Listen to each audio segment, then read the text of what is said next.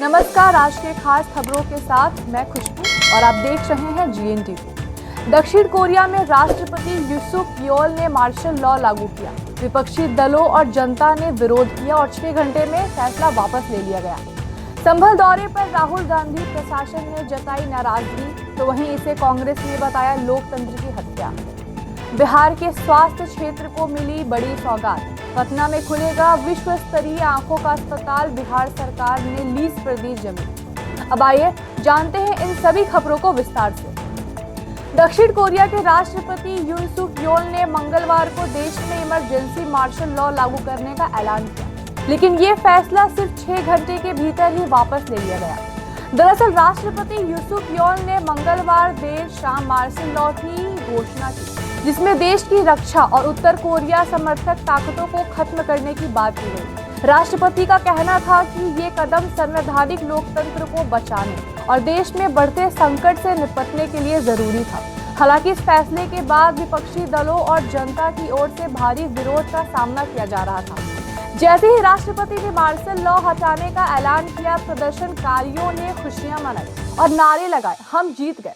प्रदर्शनकारियों का कहना था कि ये लोकतंत्र की जीत है। आपको बता दें कि संसद में भी इस मुद्दे पर बहस तेज हो गई थी। यहाँ तक कि राष्ट्रपति की खुद की पार्टी ने भी मार्शल लॉ हटाने की मांग की। संसद में इसके खिलाफ मतदान हुआ और जनता की भावनाओं को देखते हुए ये फैसला लिया गया था। हालांकि राष्ट्रपति यूसुफ योल का कहना था कि उनके पास मार्शल लॉ लागू करने के अलावा कोई और विकल्प नहीं था। उन्होंने ये कदम उत्तर कोरिया समर्थक ताकतों को हटाने और देश की संवैधानिक व्यवस्था की रक्षा करने के लिए उठाया था। राष्ट्रपति का ये कदम राजनीतिक दृष्टि से बहुत बड़ा माना जा रहा है। इस घटनाक्रम ने एक बार फिर साबित किया कि लोकतंत्र में जनता की आवाज सबसे बड़ी ताकत होती है। कांग्रेस नेता राहुल गांधी उत्तर प्रदेश के संभल का दौरा करने जा रहे हैं, लेकिन इस दौरे पर विवाद छिड़ गया है।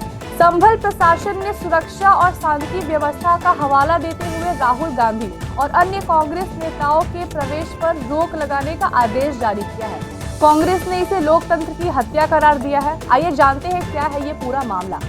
राहुल गांधी के इस दौरे को लेकर यूपी के संभल में सियासत गर्म हो चुकी है। जिलाधिकारी राजेंद्र पेंसिया ने गौतम बुद्ध नगर, गाजियाबाद, अमरोहा और बुलंदशहर के पुलिस अधिकारियों को पत्र लिखकर राहुल गांधी और उनके प्रतिनिधि मंडल को जिलों की सीमाओं पर ही रोकने का अनुरोध किया है। डीएम का कहना है कि जिले में पहले से ही BNSS की धारा 163 लागू है और 10 दिसंबर तक बिना अनुमति के किसी बाहरी व्यक्ति का प्रवेश वर्जित है। हालांकि कांग्रेस ने प्रशासन के इस कदम की कड़ी आलोचना की है। पार्टी के प्रदेश अध्यक्ष अजय राय ने इसे पुलिस सिस्टम का दुरुपयोग बताया है और कहा है कि सरकार विपक्ष की आवाज दबाने की कोशिश कर रही है। वहीं संभल में हुई हालिया हिंसा और सुरक्षा चिंताओं को लेकर प्रशासन का कहना है कि ये फैसला एहतियातन लिया गया है। अगली खबर बिहार से है, जहां बिहार के स्वास्थ्य क्षेत्र को बड़ी सौगात मिली है। पटना के कंकड़बाग इलाके में एक विश्व स्तरीय आंखों के अस्पताल के निर्माण का रास्ता साफ हो चुका है। बिहार सरकार ने शंकर आई फाउंडेशन को 99 साल के लिए जमीन लीज पर देने का फैसला किया है।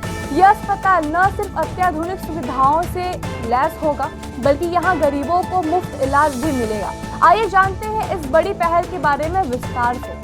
बिहार सरकार ने मंगलवार को हुई कैबिनेट बैठक में पटना के कंकड़बाग इलाके में 1.7 एकड़ जमीन शंकर आई फाउंडेशन को 99 साल की लीज पर देने की मंजूरी दी। इस जमीन की लीज राशि महज 1 रुपया होगी। शंकर आई फाउंडेशन यहाँ एक ऐसा अस्पताल बनाएगा जो आंखों के इलाज के लिए विश्व स्तरीय सुविधाएं प्रदान करेगा। खास बात यह है कि यहाँ गरीब मरीजों का इलाज मुफ्त किया जाएगा।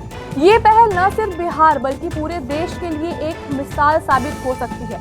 खास तौर पर गरीब और जरूरतमंद लोगों को मुफ्त इलाज की सुविधा देना सरकार और फाउंडेशन दोनों के लिए सराहनीय कदम है। इससे राज्य के स्वास्थ्य ढांचे को मजबूती भी मिलेगी। अब देखना ये होगा कि ये अस्पताल कब तक तैयार होता है और कैसे बिहार के आंखों के इलाज के क्षेत्र में नई क्रांति लाता है। तब तक के लिए जुड़े रहिए GNTV के साथ।